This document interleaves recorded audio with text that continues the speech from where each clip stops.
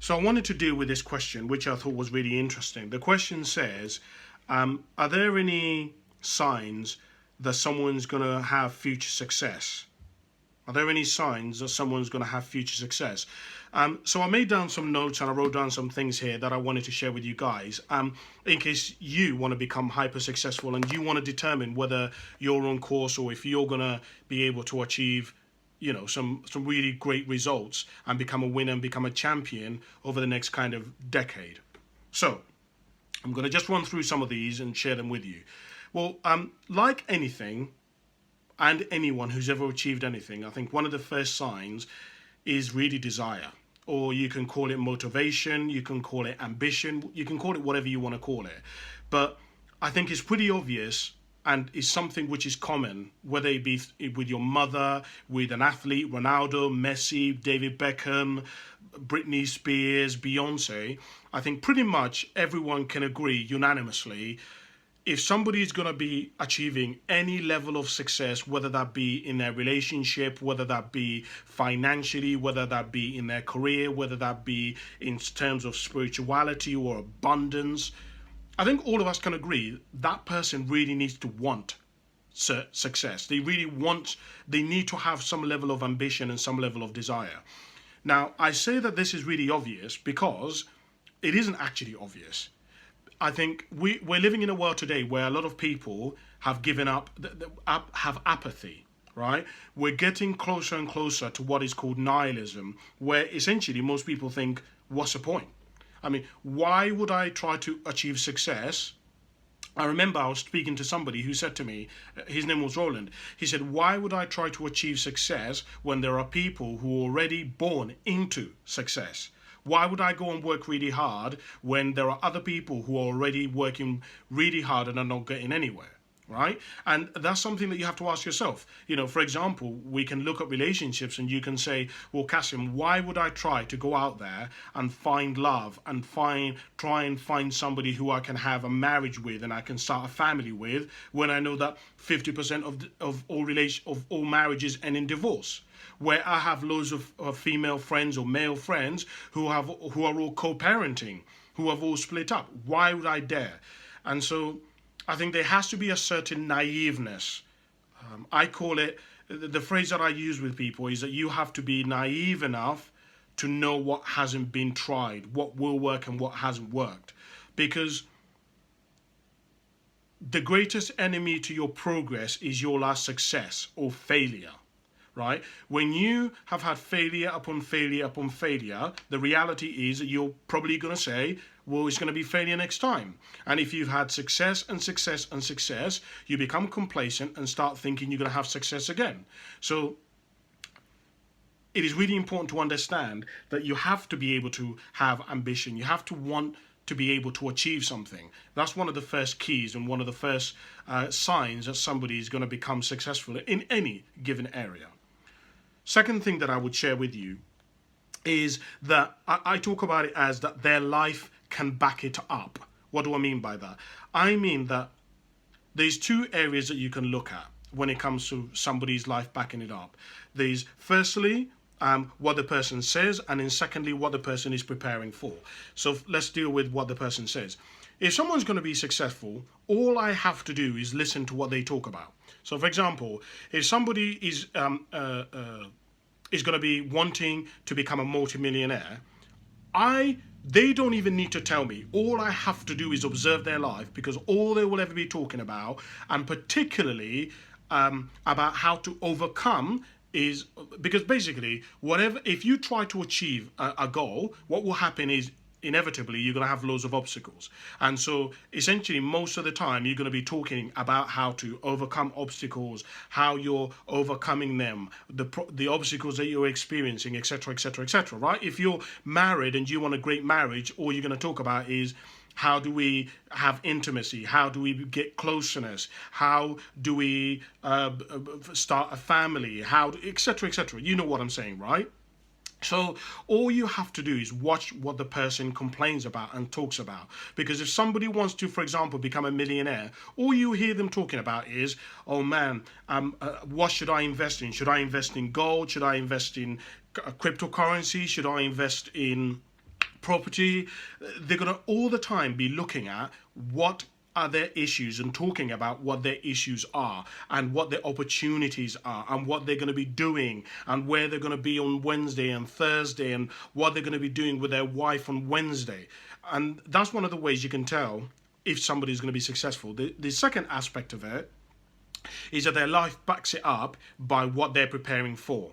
So I talk about in one of my workshops that preparation is the highest act of faith. In other words, you don't prepare for something unless you essentially pretty much know that, irrelevant of whether or not it's going to happen, you're going to prepare for it. So if somebody is going to have a baby, they don't even need to tell you. You can just see. They'll start buying cots. They'll start painting rooms. They might move to a bigger apartment. They might move to a safer area. They might sell their really expensive car to get a more economical and children's family kind of car. Literally, their life can back it up. You can see them preparing, right? If somebody is wanting to become a doctor, all you have to do is look at what they're doing. You can, for example, I think the key word that I would share with you is strategy. People who are going to be successful, they become very strategic. In other words, they make certain moves that sometimes seem obscure and bizarre, but many times that move is getting them ahead. So, for example, I have a friend of mine, Chloe, who has a daughter, didn't get any GCSEs, didn't go college, nothing. She had a daughter when she was, I think, 21, and her daughter Millie now is 8 years of age, and she's decided that she wants to go back and she wants to become a lawyer. So I see her in college. She went back to college to do her GCSEs. From there, she then starts going to do her A-levels. And she hadn't told me any of this stuff. She just said to me that she was in college. And I was like, why are you in college? And essentially what I learned is, look, Chloe was making what might seem, because she was actually doing really well in a job that she was in. So she was almost actually going backwards. She was earning less money by going back to college because she wasn't working as full time. But if you look at her decision is very strategic. She's preparing for something else. Does that make sense what I mean by that? So if you want to know if somebody's going to be successful, or if you're going to be successful, look at your plan. Look at what you're preparing for. Right? Preparation is the highest act of faith. You have to almost believe that whatever it is that you want, you're going to get. You're going to do whatever the best that you can, irrelevant of whether it's going to work out or not. Does that make sense? So that's one of the things. What else did I write down here? I wrote down here is that the person has what's called an infinite mindset. In other words, it doesn't matter if they don't do it. And I've talked briefly about this already. So when you surround yourself with people who are naturally wanting to win, who are wanting to become champions, who are wanting to become successful, rich, wealthy, powerful, influential, have great relationship, abundance, joy, you will notice that these individuals have a certain mindset. This mindset is what's called a growth mindset, I talk about it as being the infinite mindset, which essentially just means that these people know, do you know what? There's a likelihood that this might not work out. There's a likelihood that I could put in years and I might fail. But yet, they still go ahead anyway. Because for them, it isn't so much about achieving the goal, but it's a lot more about seeing whether they can do it, whether they can actually achieve it. Is it even possible? And they literally just take it day by day and they just try to do the best that they can, and they give 100% into whatever it is that they are giving. Take me, for example. One of my goals is to be able to speak to, thousands of people. But at the moment, I do these videos and I don't get paid for them. Nobody motivates me, but yet I do them because I just want to be able to add value into your life, and I want to help you become a higher, fuller expression of yourself. Irrelevant of whether I'm being paid for it, irrelevant of whether anyone's, I'm going to be having thousands of views on these. If I help 2 or 3 people, that for me, or somebody gains some level of insight, that for me is enough to be like, okay, I need to do more of this. I need to give more of myself. I need to improve more of myself, right? It isn't ultimately, yes, it would be wonderful if I had hundreds of thousands of subscribers and people who are listening to me. But ultimately, let's see if I can get to that. Let's see if I can do the best that I can with what I've got. And let's see if I can reach that level of success and that objective and that goal. So that's one of the other things that you can look out for. The last thing that I'm going to share with you is to look at what the person invests in.